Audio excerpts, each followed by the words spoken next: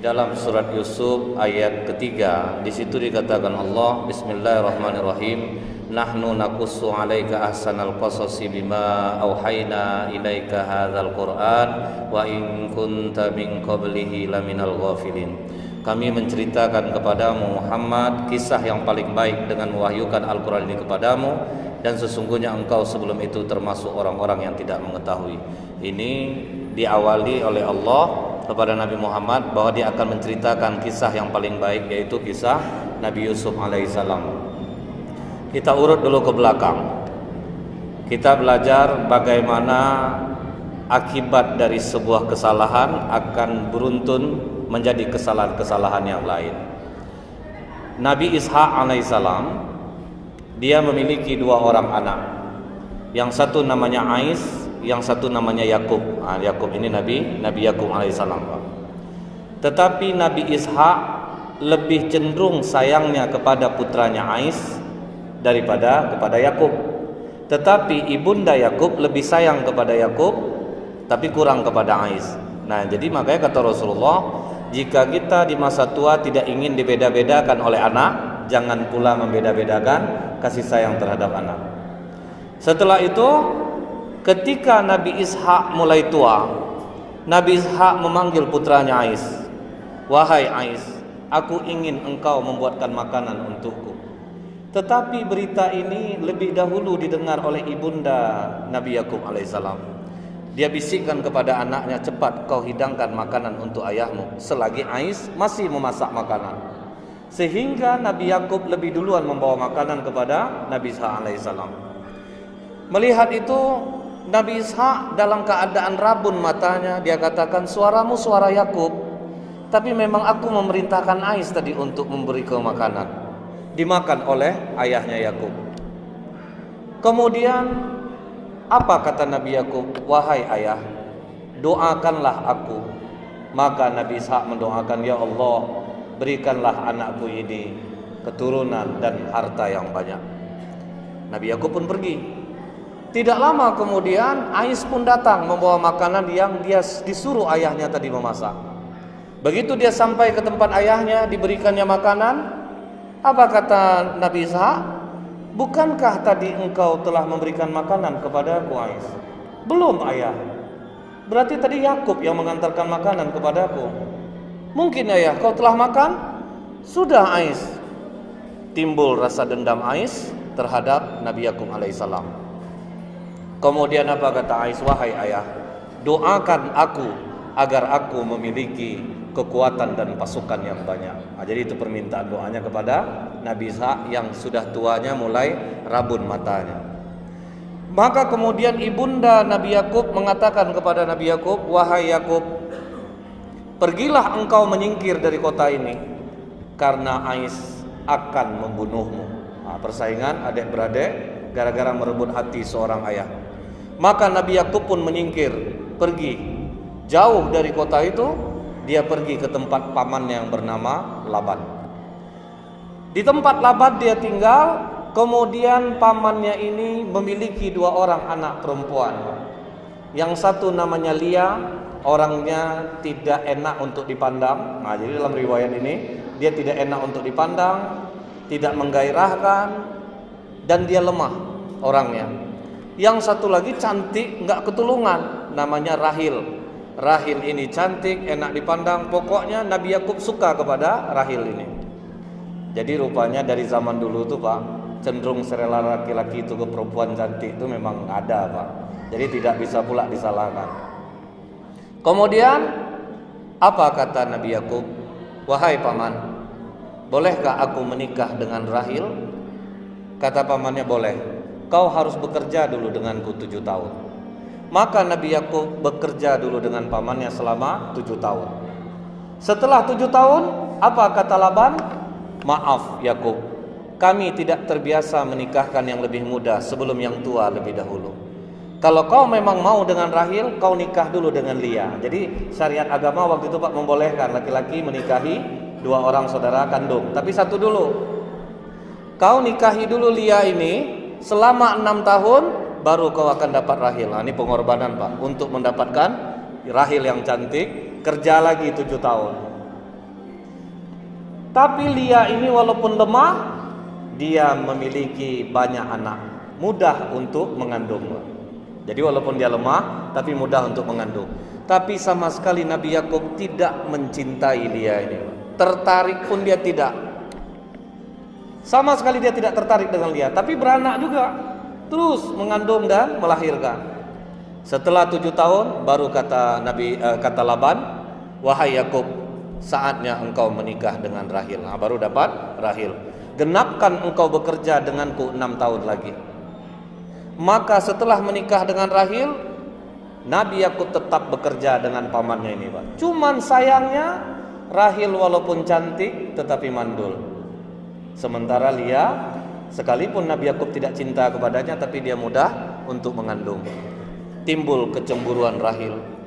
Maka Rahil berikan budaknya kepada Nabi Yakub. Ini budak dariku. Wah, Lia nggak mau kalah juga, Pak. Dia kasihkan juga budaknya. Sampai anak Nabi Yakub dari pernikahannya dengan Lia ini, sampai anaknya 11 orang. 11 orang. Sementara Rahil tidak. Akhirnya Rahil merasa rendah diri, Pak. Dia berdoa kepada Allah, ya Allah, karuniakanlah aku anak. Jadi ini lihat ketidakputusasaan Rahil, terus berdoa kepada Allah. Ketika dia terus berdoa kepada Allah, akhirnya Allah kabulkan.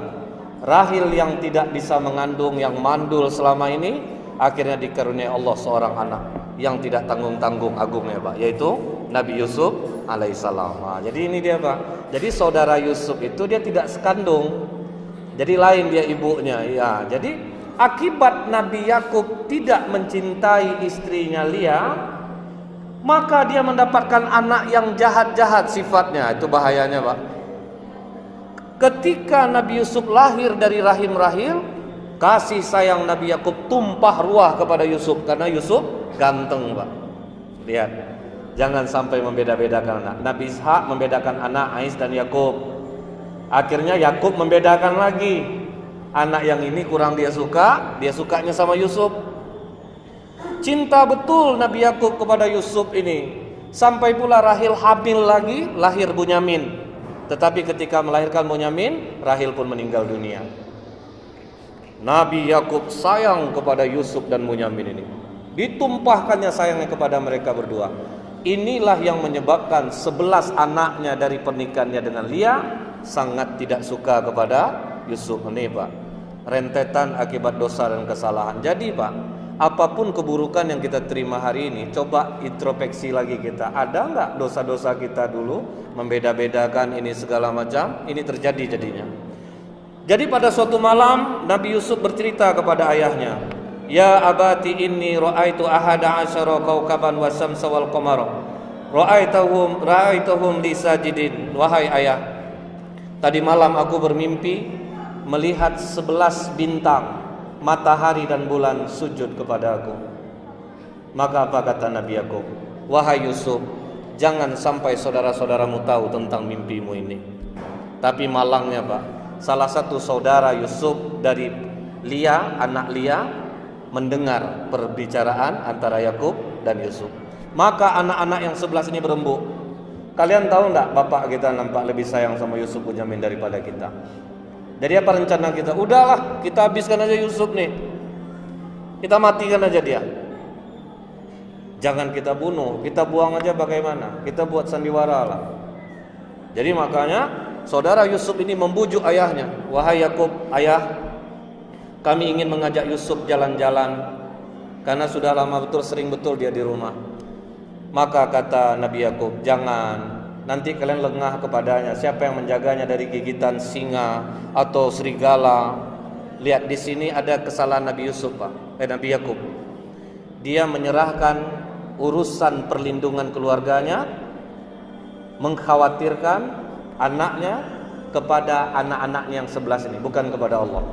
Nanti kalian lengah, dia diterkam singa. Waktu itu Nabi Yakub tidak mengatakan Allah yang melindungi, tapi dia menganggap anak-anaknya ini yang memiliki kekuatan. Janganlah, nanti kalian lengah.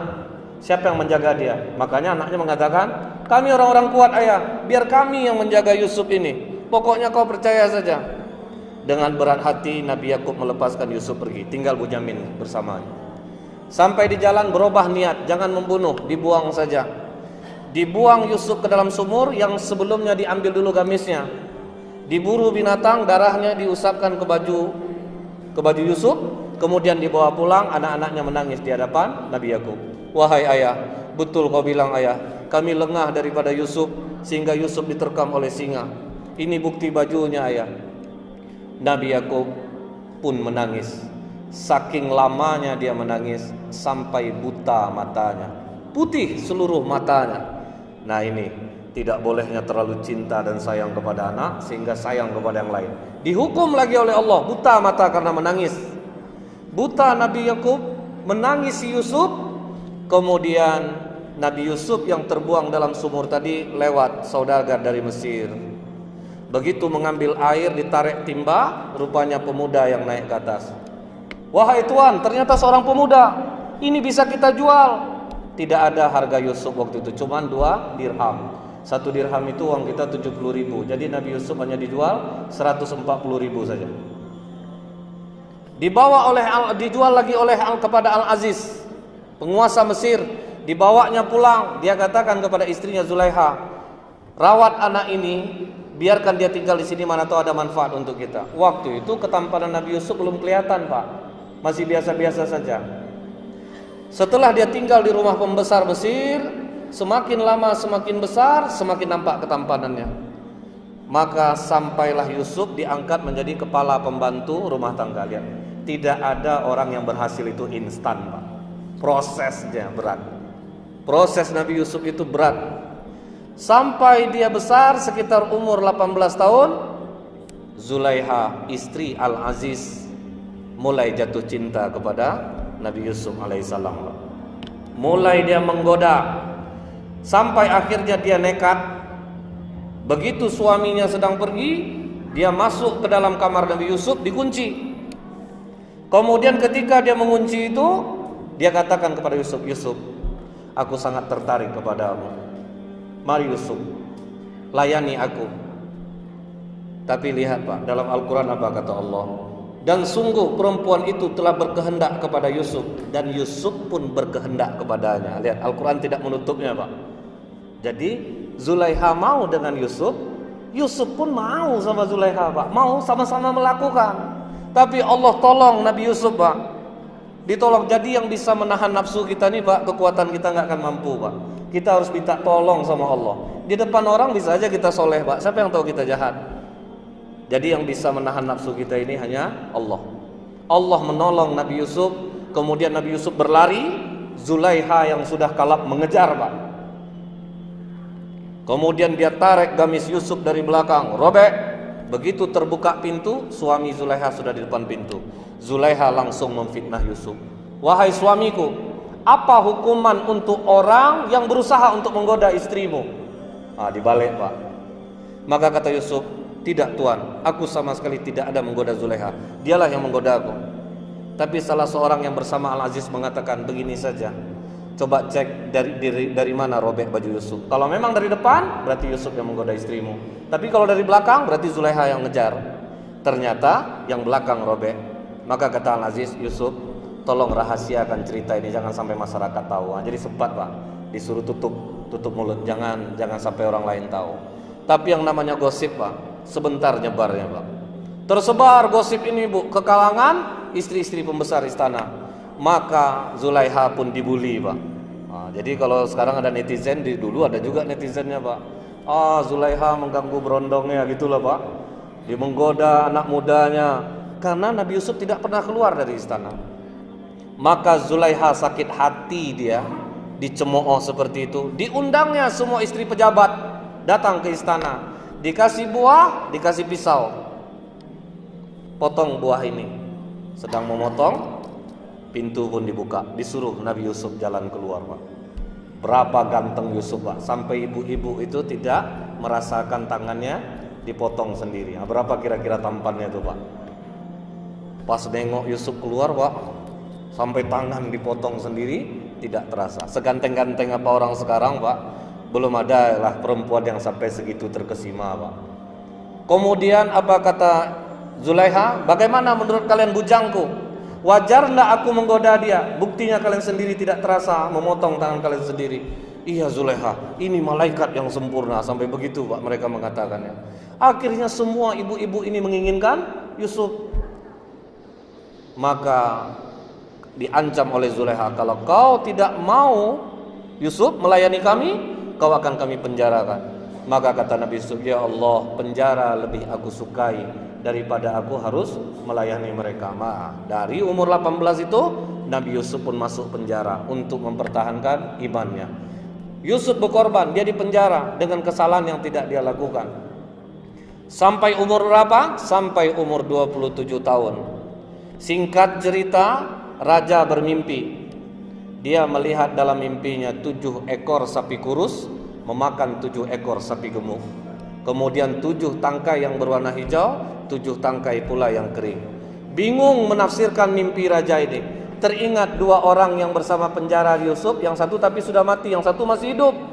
Dia katakan kepada raja, ada 1 orang sama dengan aku waktu di penjara, bisa menakwil mimpi. Siapa? Yusuf.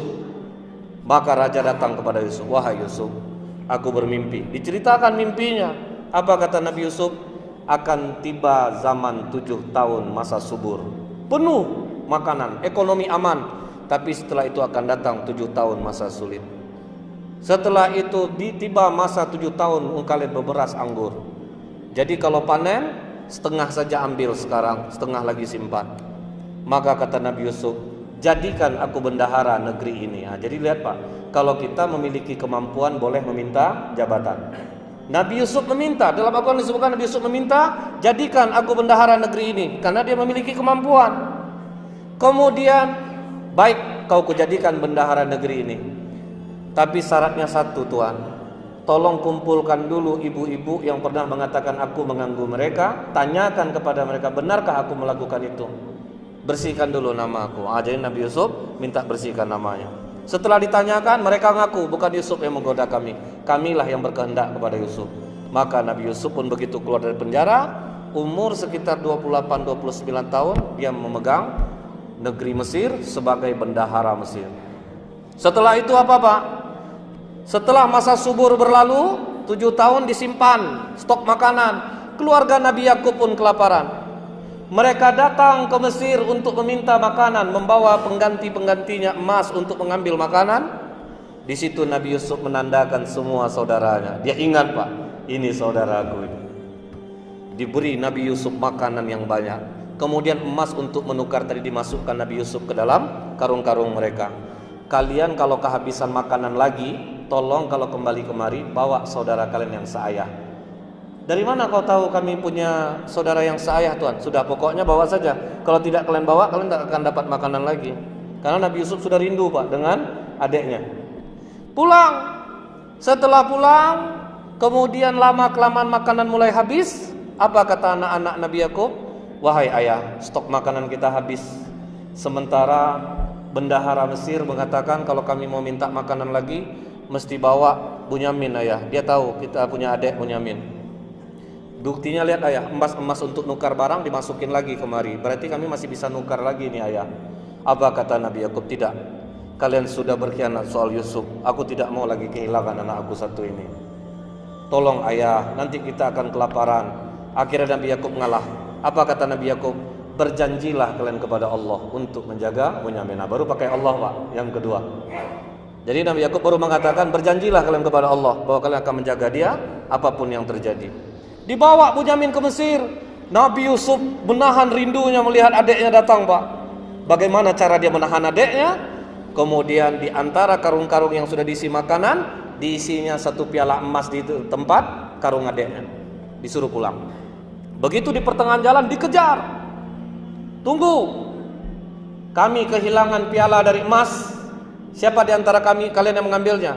Kami tidak ada mengambilnya Tuhan. Kalau kedapatan dalam karung kalian bagaimana? Kami rela menjadi budak. Diperiksa karung-karung itu. Dapatlah di karung Bunyamin. Nah lihat adik kalian yang mencuri. Ditangkap Bunyamin oleh Nabi Yusuf AS. Bawa, ketakutanlah semua saudara ini. Kita sudah berjanji dengan ayah untuk mempertahankan Bunyamin. Tapi bagaimana ini? Bunyamin pun ketakutan. Apa kata Yusuf ketika memeluknya? Jangan takut Bunyamin. Aku Yusuf. Wah, di situ senang hati Bunyamin melepas kerinduan dia dengan saudaranya. Saudara-saudaranya pulang. Begitu pulang menangis, ayah, betul ayah, kami tadi sudah berusaha, tapi rupanya ini yang terjadi. Tapi saat itu hati Nabi Yakub tenang. Apa kata Nabi Yakub? Aku mencium aroma Yusuf. Aku yakin Yusuf masih hidup. Kalian kembali lagi ke sana. Balik lagi ke situ. Begitu kembali lagi, apa kata Yusuf ketika dia menggendong Bunyamin di sampingnya? Ingatkah kalian siapa aku? Ingatkah kalian memasukkan aku ke dalam sumur? Diperhatikan oleh Rasul. Engkau Yusuf. Iya. Iblis telah membuat kita pecah. Jadi kalian pulanglah dulu, bawa gamisku ini kepada ayah, gosokkan ke matanya agar dia bisa melihat kembali. Jadi dibawalah gamis Yusuf pulang. Lihat Pak, Nabi Yusuf tidak dendam dia dengan saudaranya. Bawalah ayah dan ibu tiriku kemari. Disitulah datang ramai-ramai lagi ke Mesir. Nabi Yakub pun menghormati Yusuf. Apa kata Yusuf menegakkan ayah dan ibunya? Ayah, inilah arti mimpi yang pernah aku katakan kepada ayah dulu. 11 bintang dan matahari bulan, ayahnya matahari, ibunya bulan, bersujud kepadaku. Wah, itulah Pak, kisah yang paling baik dalam Al-Quran tentang Nabi Yusuf alaihissalam. Subhanakallahumma bihamdik, asyhadu an la ilaha illa anta, astaghfiruka wa atubu ilaik. Assalamualaikum warahmatullahi wabarakatuh.